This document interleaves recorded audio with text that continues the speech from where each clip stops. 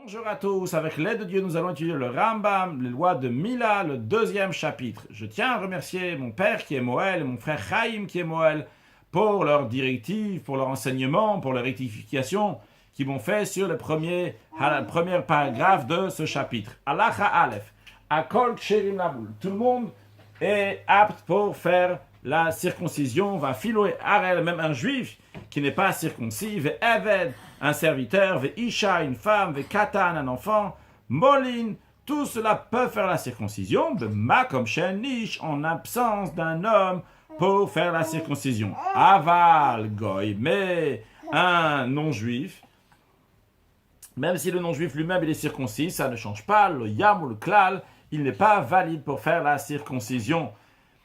Veimal, c'est le non-juif, fait la circoncision. Et il n'a pas besoin de recommencer à faire la circoncision, c'est-à-dire à faire couler du sang de l'endroit de la circoncision. Ou kol molin, encore un point le Ram nous dit qu'on peut faire la circoncision avec tout instrument, à fil ou betsa, même si avec du silex, ou bisrourit avec du verre, ou bechol davashakoret, avec tout instrument qui est tranchant.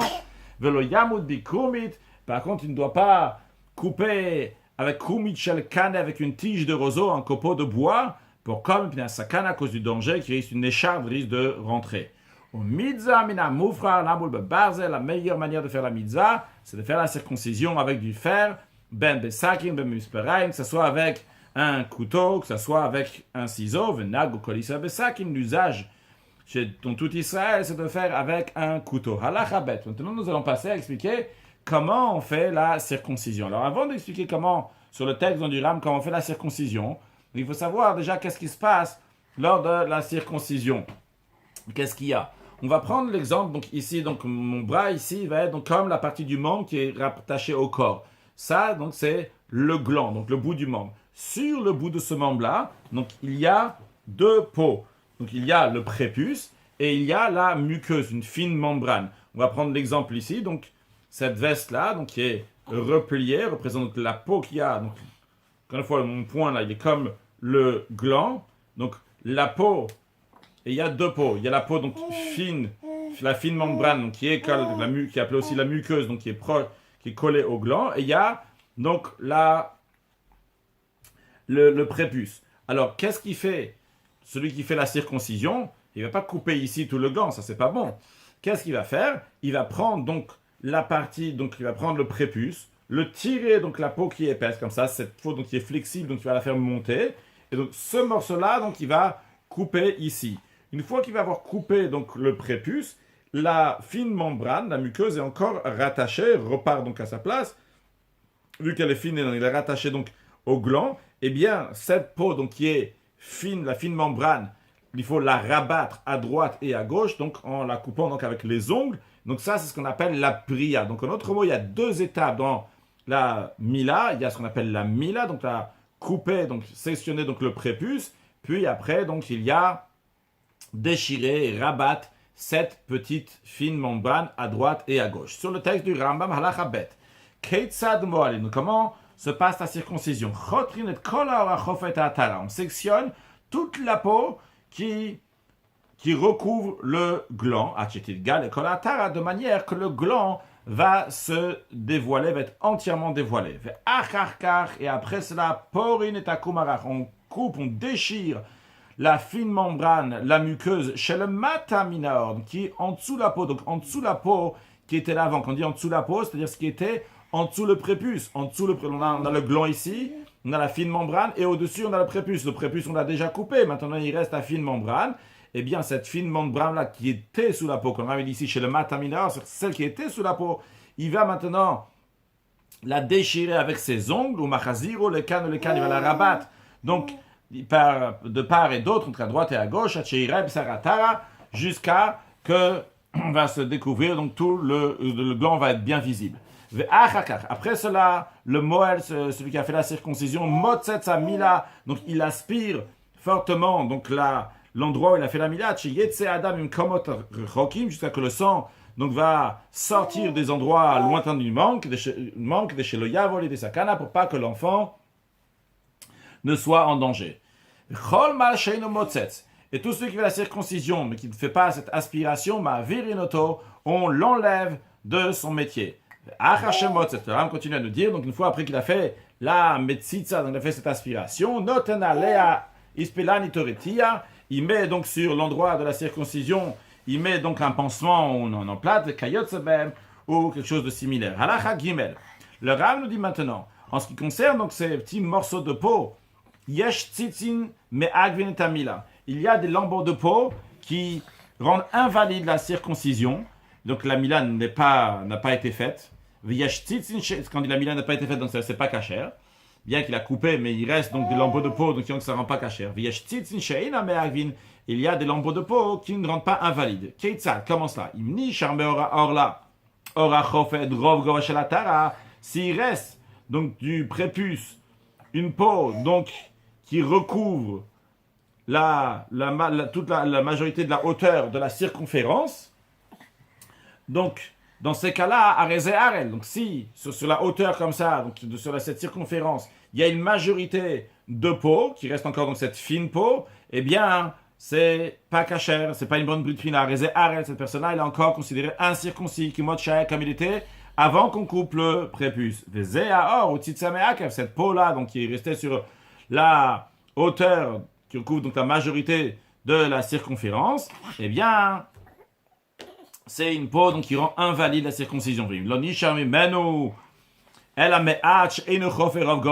S'il reste uniquement un peu de ce lambeau de peau, donc un peu, mais que ça ne couvre pas la majorité de la circonférence, eh bien, la majorité de la hauteur de la circonférence, donc ça c'est un tzitz, donc un lambeau de peau qui n'est pas me'akev, qui n'empêche pas, qui ne rend pas invalide. Dans la suite, on emploiera cette expression tzitza me'akev ou tzitz she'eino me'akev, sans le traduire. Halacha dalet, hamal, celui qui fait la circoncision, kozman shosek bamila, tant qu'il est affairé à faire la circoncision, choser, il reprend, ben al tzitzina me'agvin, ben al tzitzin she'en me'agvin, que ce soit donc sur des tzitzina me'agvin, on ne va pas traduire, donc les lambeaux de peau qui rendent invalides ou bien les lambeaux de peau qui ne rendent pas invalides, tant qu'il est affairé à la brit mila, donc il continue, il le refait, même si c'est des tzitzin she'en me'agvin.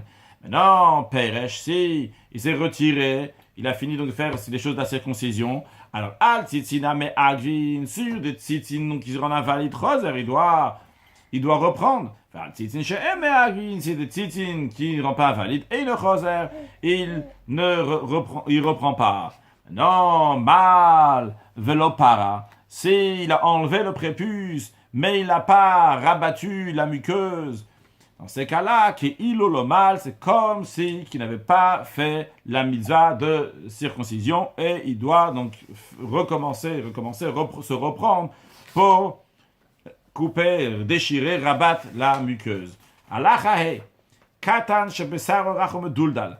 Un enfant que sa peau est très souple, ou bien qu'il était gras, comme il paraît qu'il n'est pas circoncis. Alors, on le regarde au moment de l'érection. Si il a une érection, il paraît être circoncis. Et notre tsarech kloum. Il n'a pas besoin de couper quoi que ce soit. On repousse la peau en arrière, donc d'un côté et de l'autre. Mais Marita pose l'impression que les gens vont avoir, ne pas penser qu'il n'est pas circoncis. En revanche, si au moment où il a une érection, on ne voit pas, il ne paraît pas être circoncis. Dans ce cas-là, il faut reprendre et couper mina basaram duldal de la peau qui est excédentaire, mikan ou mikan de part et d'autre, etc., ataraglouya, jusqu'à que le gland va être entièrement visible, et kishuyo, au moment de l'érection, ve'davarzem et divre sofim. Le Rame nous dit, s'il a été circoncis, on ne veut pas le voir, eh bien, ça qu'il faut reprendre, c'est par ordre rabbinique. Aval mina Torah, d'après la Torah, afal bishunir ke'ar elle-même, s'il paraît incirconcis, du moment que, il ou mal, du moment s'il a été circoncis comme il se doit, et notre saïch la moulpam shnia, il n'a pas besoin de se recirconcire. Halachava, osin kol tzokemina be Shabbat. On a le droit de faire tout ce qui est nécessaire pour la circoncision le jour de Shabbat. Quand on dit tout ce qui est nécessaire, attention, c'est-à-dire que molin, On fait la mila, au porin, la peria, au motzitzin, la metzitza, vechoser al tzitzin me'agvin.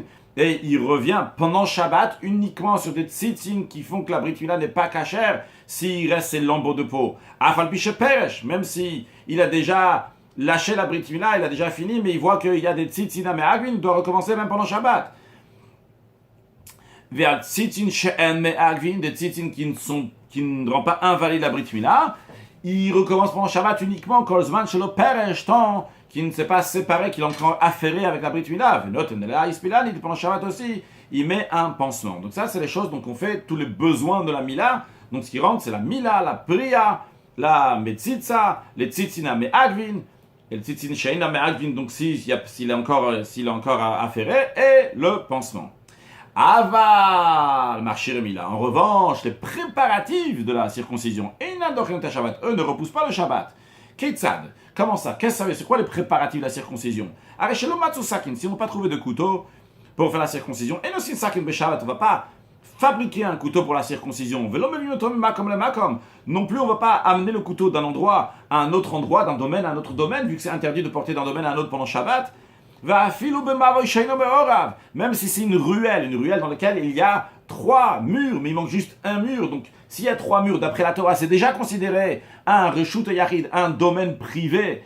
Donc, d'après la Torah, on a le droit de porter là-bas. C'est juste les sages qui interdisent de porter là-bas. Donc, on va dire, on va passer par là-bas, par cette ruelle, donc il y a 3 murs. Non plus, on ne le fait pas. De même, on n'amène pas d'une cour à une autre cour, bien que de porter d'une cour à une autre cour, le 2, c'est un domaine privé, et donc qui appartient à quelqu'un, et que la Torah permet de porter d'un domaine de quelqu'un au domaine de quelqu'un d'autre s'il n'y a pas de domaine public au milieu, mais les sages ont interdit, quand même on ne le fait pas. Le fait que les sages ont exigé de faire ce qu'on appelle un Eirouf, pour pouvoir porter donc d'un domaine à un autre domaine, eh bien, on ne va pas dire « Ah, c'est juste ces sages qui ont dit, on va le repousser parce qu'on veut amener un couteau. » Non.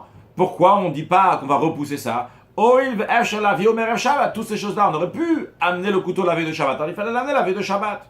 Halachazaïn, toujours dans cet esprit, le Rambam nous dit, dans les préparatifs qui sont interdits, de même, pour la Brit Mila, on ne va pas broyer des ingrédients pour guérir après la Brit Mila.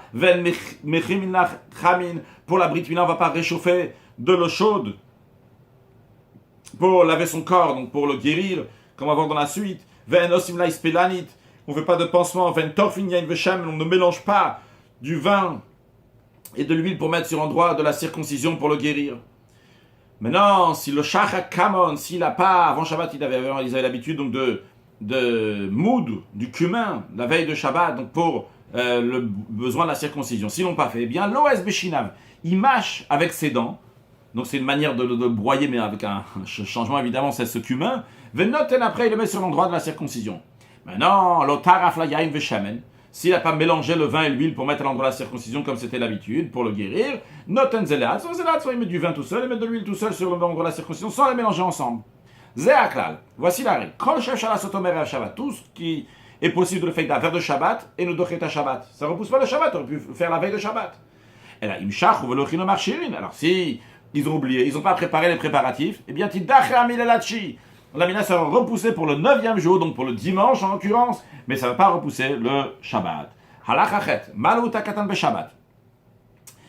Si on a fait la circoncision de l'enfant pendant Shabbat, tout est prêt, tous les préparatifs, etc. Mais, après, l'eau chaude qui est là pour nettoyer l'enfant, laver l'enfant, c'est important pour sa guérison, eh bien, ont été renversés. On n'y pas ou asaman, ou bien les ingrédients qu'on voulait mettre sur l'endroit de la Brit Mila, eh bien, se sont éparpillés, ils ne sont plus là. Osilo hakol be Shabbat. Une fois qu'on a fait la circoncision, on fait toutes ces choses-là, réchauffer l'eau, préparer les ingrédients, parce que c'est un danger si on ne va pas lui faire. Un endroit où l'habitude c'est de laver l'enfant après la circoncision et avant la circoncision, comme on va voir dans l'instant, eh bien, on le lave, donc Shabbat, le jour de la circoncision, que ce soit avant la circoncision avec de l'eau chaude qui a été réchauffée donc la veille de Shabbat, ou bien qui ont été réchauffés pendant Shabbat par un goy qui les a réchauffés, ou que ce soit donc après la circoncision, si c'est l'habitude de faire après la circoncision, ou l'habitude de faire les deux, ou bien le troisième jour de la circoncision, il était coutume donc de laver l'enfant avec de l'eau chaude. Donc imaginons donc la circoncision a été faite jeudi, donc la jeudi, vendredi, Shabbat, c'est le troisième jour, et on a l'habitude de le laver. Donc, shlishi shamida shechal el beshabbat, ben bechitzat kol gufo, que ça soit que c'est laver tout son corps qui est nécessaire pour sa guérison, ben bechitzat mila, bien que ce soit laver uniquement l'endroit où on a coupé la mila, on a coupé le prépuce, ben bechamin shukumber shabbat, ben bechamin shemechamin lo beshabbat, que ce soit avec de l'eau chaude qu'on a chauffé la veille de Shabbat, ou bien de l'eau chaude qu'on a chauffé pendant Shabbat, chez sakana, parce que c'est une sakana que le troisième jour, donc si on va pas lui faire ça, eh bien, il risque de mourir, chas shalom. Halachatet, shachu velo eviu sakim erashat. Ils ont oublié et ils n'ont pas amené un couteau la veille de Shabbat. Est-ce qu'il y a une solution? Tout à l'heure, on a dit les Juifs ne peuvent pas le porter d'un domaine à un autre, même si c'est seulement une interdiction des rabbanan par ordre rabbinique. Rav dit il y a quand même une solution. S'il y a un goy, le goy la vie sakim be Shabbat, on dit à un goy d'amener un couteau pendant Shabbat. Mais attention, le goy n'a pas le droit de passer par le domaine public. Donc il n'a pas le droit, le goy n'a pas le droit de transgresser un interdit de la Torah pour qu'on puisse faire la circoncision. Alors comment le goy peut le prendre et amener le couteau? Ou bilvat, il n'amène pas donc par le domaine public, seulement par quoi? Il amène donc par un domaine que les sages interdisent de porter là-bas. La règle de la chose est la suivante. Tout ce qui nous est interdit de faire pendant Shabbat, parce que c'est un shvut c'est une interdiction des sages, eh bien, mutar la nomar le goy la soto que la sat mitzvah bismana, on a le droit de le dire au goy de le faire pour faire la mitzvah en son temps. Donc en l'occurrence ici, le fait de porter de tel domaine à de l'autre domaine, c'est que les sages ont interdit, donc tu as le droit de dire au goy, un non-juif, qui va le faire. Par contre, une chose qui est interdite, que la Torah nous interdit, parce que c'est un travail que la Torah l'interdit, c'est pas un shvut, un interdit par ordre rabbinique, c'est que la Torah l'interdit. On n'a pas le droit de le dire à un goy de le faire pendant Shabbat, même si à cause de ça, on ne pourra pas faire la circoncision. Halakha Yud, marshirem mila, les préparatifs de la mila, comme on a vu avant, donc préparer le couteau, etc. Filu bismana, même si une mila qui est fait en son temps, c'est le 8e jour, Einam dochen yom tov, ne repousse pas le yom tov, le jour de fête. Pourquoi? Oh, il veut la sotamer yom tov. On aurait pu préparer ces préparatifs-là la veille de yom tov. Et d'ailleurs, le Rav nous dit c'est la plus forte raison qu'on peut comprendre ça de nous-mêmes, que ces préparatifs-là vont pas repousser le Yom Tov. Parce que si déjà les préparatifs de la Mila ne repoussent pas un interdit des sages par ordre rabbinique, on a dit tout à l'heure qu'on ne peut pas porter d'un domaine à un autre domaine, même quand c'est uniquement par ordre rabbinique, c'est interdit de porter de l'un à l'autre. Et on a dit, même si on ne pourra pas faire la circoncision, les préparatifs de la circoncision, tu n'as pas le couteau, tu ne peux pas le porter. Même si c'est par ordre rabbinique seulement que tu ne peux pas porter dans cet endroit-là, tu ne l'apporteras pas. Alors si déjà, par ordre rabbinique, on ne va pas l'annuler pour faire la circoncision, pour les marchirim, pour les préparatifs de la circoncision, alors, comment on peut penser que les préparatifs de la circoncision vont repousser un ordre de la Torah, donc en l'occurrence donc le Yom Tov, le jour de fête. Par contre, il y a certaines choses qu'on n'a pas le droit de faire Shabbat, et qui sont des préparatifs, et que le jour de Yom Tov on pourra faire. On a le droit de broyer pour mettre sur l'endroit de la Mila donc des ingrédients pendant le jour de Yom Tov. Oilurim Legder a vu que ces ingrédients-là, on peut s'en servir en tant qu'épices pour épicer donc une marmite. On sait que pendant Yom Tov, ce qui est les tzorech achila, ce qui est nécessaire pour le manger, on a le droit de le préparer. De même, pendant Yom Tov, on a le droit de mélanger du vin et de l'huile pour mettre sur la Brit Mila. Conclure avec un mot de Chassidut, on sait qu'il y a la Mila, il y a la Puria. La Mila, on a dit que c'est la partie épaisse de la peau, la partie fine, ça c'est la Puria. On dit si mal, velo para, mal. Si on a fait seulement la grande partie, on l'a coupé, mais pas la petite, la fine, eh bien c'est comme si on n'a pas fait la circoncision. On doit faire la circoncision de notre cœur. Dans la circoncision de notre cœur, il y a des choses qui sont grosses, qui sont claires, qui sont nettes, il y a des choses qui sont plus fines. Il y a des choses qui sont grosses, qui sont claires, qu'on voit clairement que ça c'est quelque chose qui est interdit. Quelqu'un qui va voler, quelqu'un qui va frapper, quelqu'un qui va insulter. C'est clair, c'est gros, on peut s'en débarrasser clairement, on sait qu'il ne faut pas le faire. Par contre, il y a des choses qui sont plus fines. Et ces choses-là qui sont plus fines, des fois, qui sont la jalousie, l'orgueil, les choses comme ça, ils ne sont pas nets, ils ne sont pas clairs, c'est plus fin. Mais on nous dit que si tu n'as pas fait aussi la circoncision de ces choses-là, c'est comme si tu n'avais pas fait la circoncision. Pour faire ces choses qui sont plus fines, pour faire la circoncision, pour cela, il y a besoin d'étudier la chassidoute. Il y a la partie dévoilée de la Torah. La partie dévoilée de la Torah, elle a des choses claires, quoi faire, pas quoi faire. Mais après, quand il s'agit des choses qui sont plus fines et plus raffinées, eh bien, pour cela, il y a besoin d'étudier des choses qui sont plus profondes, comme la chassidoute, qui nous parle donc à l'âme et qui rentre à l'intérieur de notre âme et qui nous influence à agir correctement et à se comporter correctement, à avoir les sentiments comme il se doit pour pouvoir accueillir Mashiach très prochainement. Une excellente journée.